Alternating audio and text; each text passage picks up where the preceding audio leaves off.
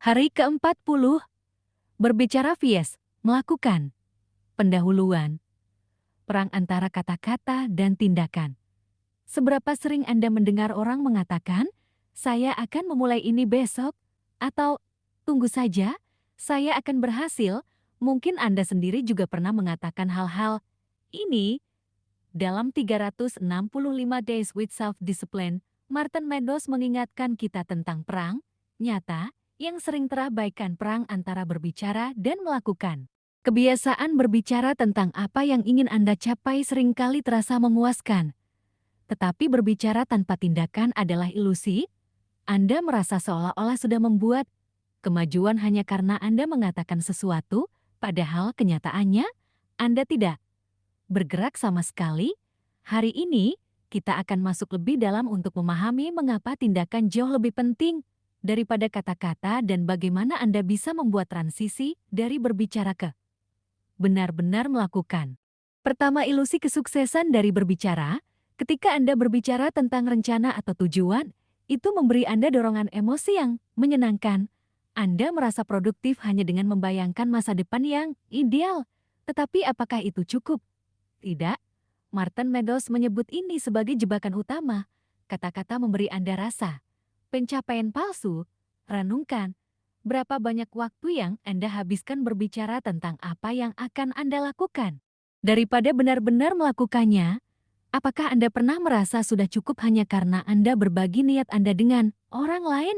Jika iya, sekaranglah saatnya untuk menghentikan siklus ini dan beralih ke tindakan nyata. 2. Mengapa berbicara itu mudah, tetapi melakukan itu sulit? Berbicara tidak menuntut tanggung jawab. Anda bisa mengatakan, saya akan berlari 10 kilometer, dan tidak ada konsekuensi jika Anda tidak melakukannya. Namun, melakukan sesuatu membutuhkan komitmen nyata. Melakukan sesuatu mengharuskan Anda melawan rasa malas. Membutuhkan waktu, energi, dan konsistensi, kadang menghasilkan kegagalan, dan itulah yang kita takuti. Berpikir aktif. Apakah Anda pernah memilih berbicara hanya karena takut menghadapi kesulitan yang datang dengan melakukan? Jika iya, apa langkah kecil pertama yang bisa Anda ambil hari ini? 3. Nilai tindakan dalam menciptakan perubahan. Tindakan adalah satu-satunya cara untuk mengubah sesuatu dalam hidup Anda. Anda tidak akan menjadi lebih sehat hanya dengan berbicara tentang olahraga. Anda tidak akan lebih kaya hanya dengan membicarakan investasi, dan Anda tidak akan menjadi pribadi yang lebih baik hanya dengan membicarakan buku yang Anda baca. Pikirkan ini. Setiap kali Anda berbicara tentang tujuan Anda tanpa tindakan nyata, Anda mengurangi energi mental untuk benar-benar mencapainya. Tindakan. Buat daftar 1 atau 2 tujuan besar Anda. Lalu tanyakan pada diri Anda, apa tindakan spesifik yang bisa saya ambil sekarang, bukan besok, bukan minggu depan, sekarang? 4. Berbicara vs. Melakukan di dunia nyata. Martin Meadows memberikan contoh nyata dari dunia sekitar kita. Orang yang sukses, mereka berbicara lebih sedikit, tetapi tindakan mereka berbicara lebih banyak.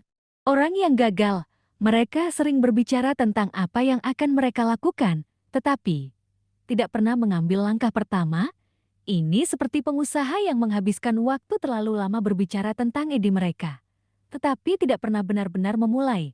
Bandingkan dengan seseorang yang diam-diam, bekerja setiap hari, perlahan-lahan membangun sesuatu yang nyata. Berpikir aktif.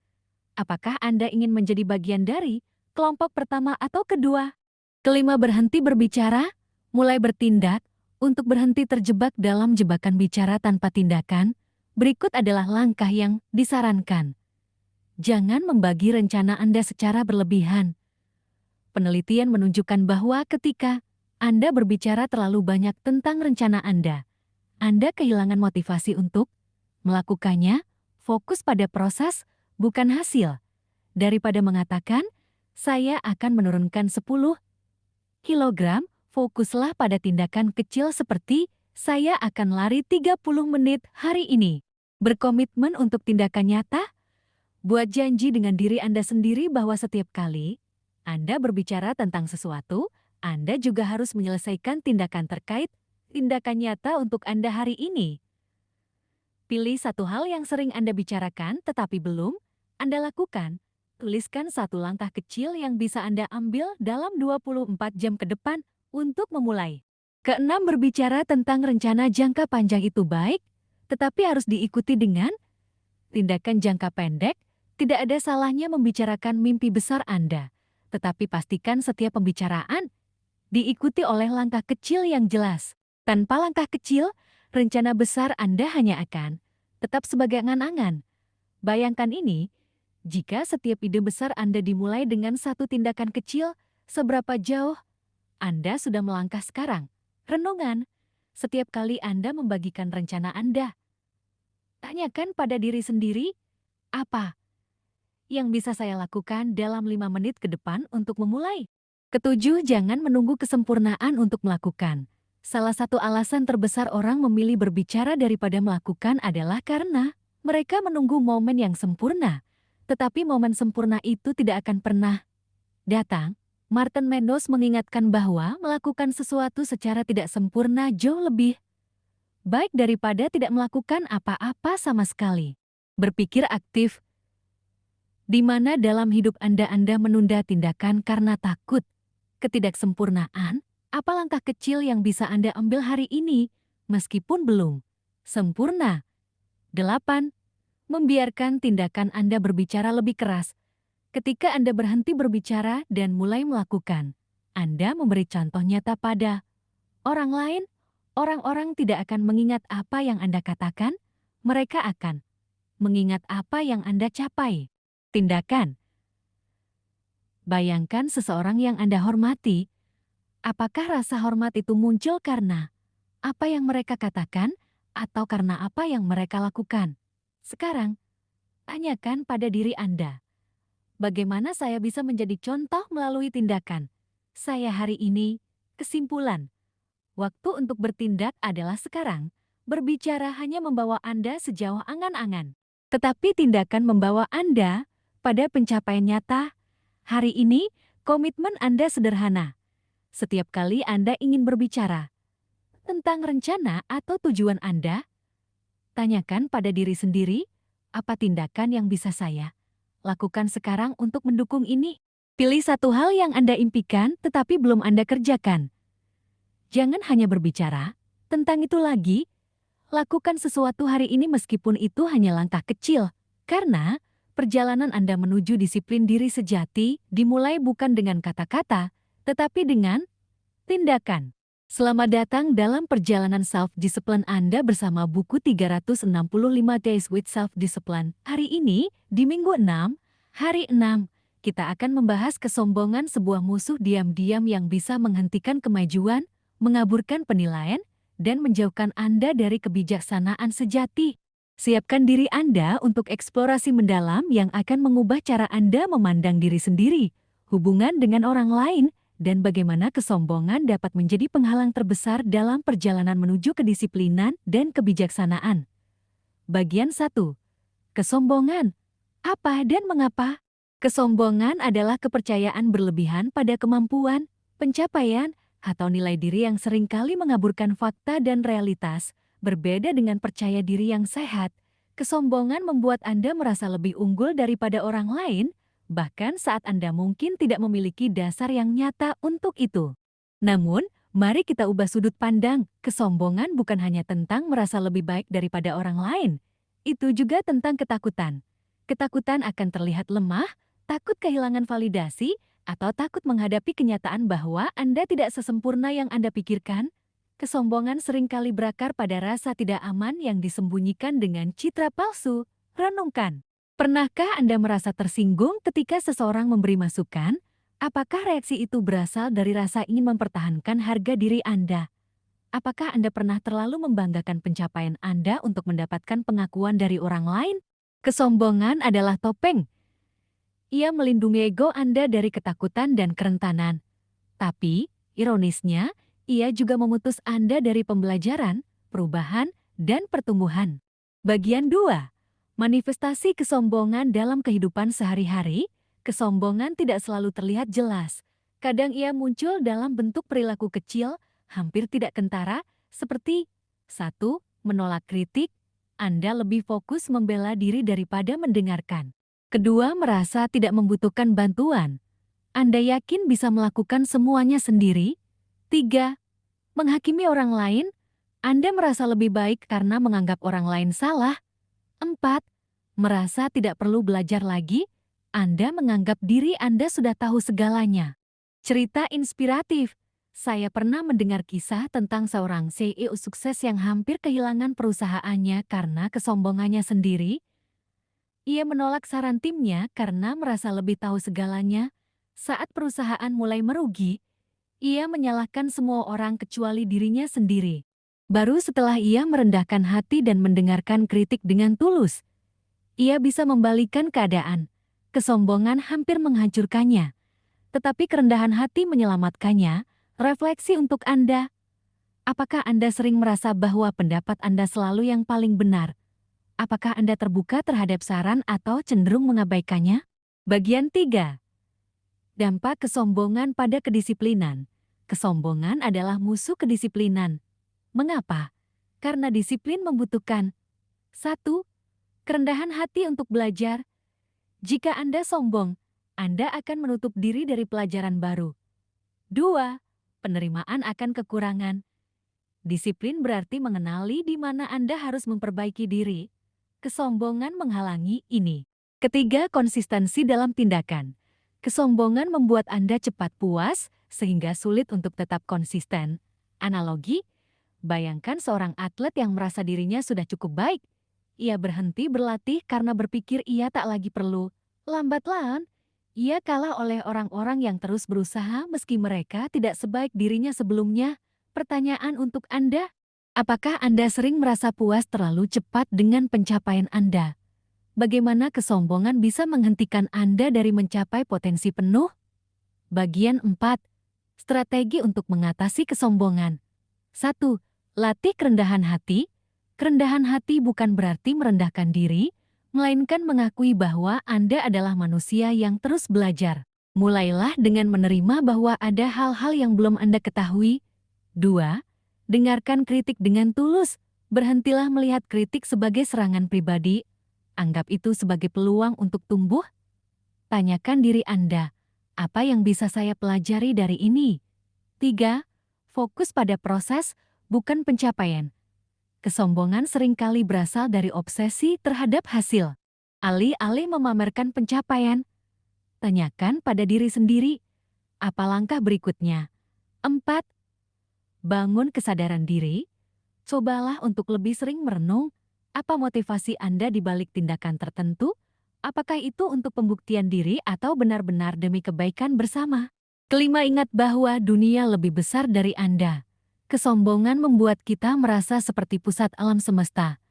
Renungkan fakta bahwa Anda hanyalah bagian kecil dari dunia yang luas. Ini bukan untuk merendahkan Anda, tetapi untuk memberi perspektif. Bagian 5. Kesombongan bias, keyakinan diri. Penting untuk membedakan antara kesombongan dan keyakinan diri. Keyakinan diri adalah percaya pada kemampuan Anda, sementara kesombongan adalah keyakinan bahwa Anda lebih unggul dari orang lain. Tanda keyakinan diri yang sehat, Anda tidak merasa terancam oleh kelebihan orang lain. Anda tetap terbuka untuk belajar meski sudah memiliki pencapaian besar. Anda percaya diri tanpa perlu validasi eksternal. Tanda kesombongan, Anda selalu ingin memenangkan argumen. Anda merasa harus menunjukkan kelebihan Anda di setiap kesempatan. Anda menghindari situasi yang menantang ego Anda. Bagian 6. Aksi nyata untuk Anda. 1. Buat jurnal refleksi harian. Tuliskan satu situasi di mana Anda merasa kesombongan mengambil alih. Bagaimana Anda bisa menghadapinya dengan lebih baik? 2. Minta masukan dari orang yang Anda percaya. Tanyakan kepada teman atau kolega, menurut Anda, apakah saya terbuka untuk kritik? Bagaimana saya bisa lebih baik? Ketiga, belajar dari kegagalan. Setiap kali Anda gagal, lihat itu sebagai pengingat bahwa Anda masih perlu berkembang. 4. Perhatikan perasaan orang lain. Apakah tindakan atau kata-kata Anda membuat orang lain merasa tidak nyaman? kesombongan seringkali menciptakan jarak dalam hubungan. Penutup, kesombongan adalah racun yang bisa menghalangi Anda mencapai potensi sejati. Tetapi kerendahan hati adalah kunci menuju kedisiplinan, kebijaksanaan, dan hubungan yang lebih baik. Mulailah hari ini dengan tindakan kecil untuk mengatasi kesombongan. Dengarkan, belajar, dan terus bertumbuh. Terima kasih telah mendengarkan. Sampai jumpa di pembahasan berikutnya.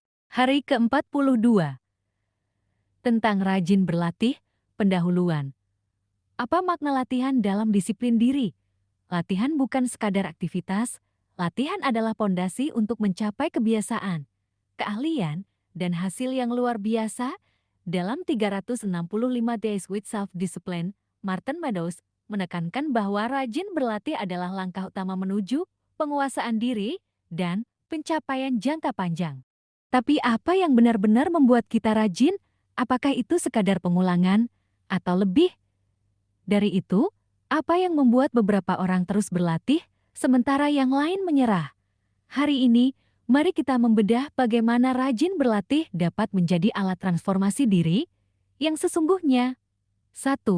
Mengapa latihan adalah segalanya? Martin Meadows mengilustrasikan bahwa latihan adalah mesin di balik semua bentuk keberhasilan. Namun, ada perbedaan besar antara sekadar melakukan sesuatu dan melakukannya dengan tujuan yang jelas. Mengapa penting? Latihan memperkuat pola pikir Anda. Latihan melatih tubuh Anda untuk menyesuaikan diri dengan tuntutan baru. Latihan membangun kepercayaan diri. Berpikir aktif. Apa hal dalam hidup Anda yang membutuhkan lebih banyak latihan? Apakah itu mengelola emosi, meningkatkan keahlian profesional, atau menciptakan kebiasaan sehat? Tuliskan satu aspek yang bisa Anda tingkatkan dengan latihan. 2. Disiplin diri melalui pengulangan. Membentuk otak Anda. Menurut Martin Meadows, pengulangan adalah ibu dari kebiasaan.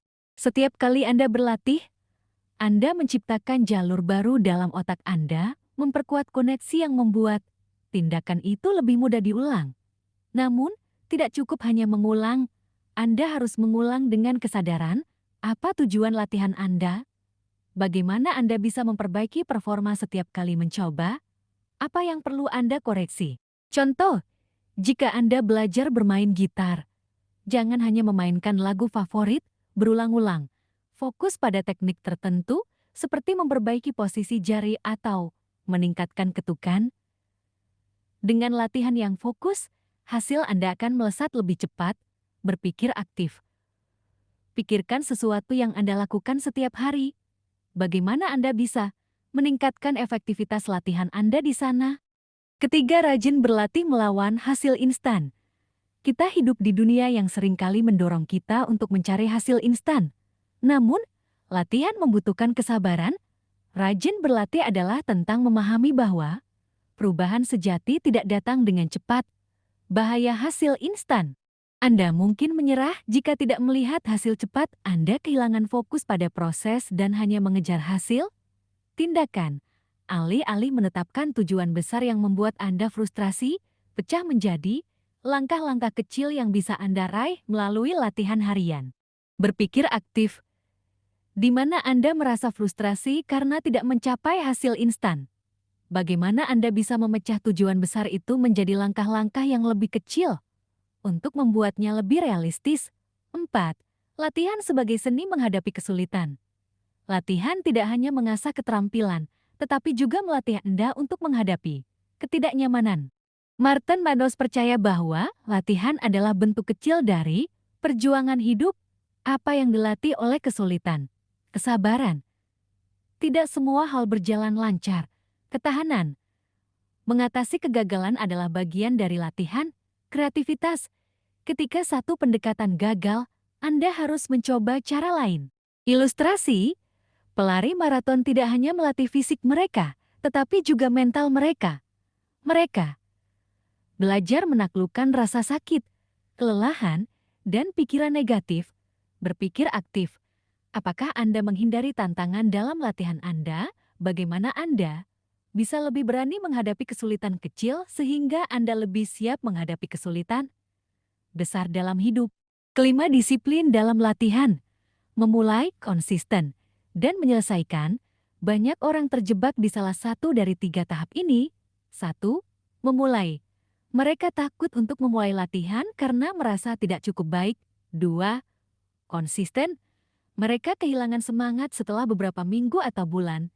3. Menyelesaikan. Mereka tidak pernah mencapai tujuan karena menyerah sebelum hasil nyata datang. Pendekatan Martin Meadows fokuskan energi pada satu langkah kecil berikutnya, bukan pada keseluruhan perjalanan. Apa yang bisa Anda lakukan hari ini untuk bergerak maju? Tindakan. Pilih satu kebiasaan yang ingin Anda latih. Buat komitmen untuk melakukannya. Selama 5 menit setiap hari selama seminggu. Lihat apa yang berubah dalam pola pikir Anda. 6. Latihan dan kepercayaan diri. Siklus positif. Ketika Anda rajin berlatih, Anda menciptakan siklus positif. Anda melihat kemajuan kecil, Anda merasa lebih percaya diri. Anda semakin termotivasi untuk melatih lebih banyak. Sebaliknya, kurangnya latihan menciptakan siklus negatif. Anda tidak berlatih, sehingga tidak ada kemajuan. Anda kehilangan kepercayaan diri. Anda semakin enggan untuk mencoba. Berpikir aktif. Dalam apa Anda merasa tidak percaya diri? Bagaimana Anda bisa memulai siklus positif melalui latihan kecil hari ini? Ketujuh, rajin berlatih di kehidupan sehari-hari. Latihan tidak harus terbatas pada hal-hal besar seperti olahraga atau musik.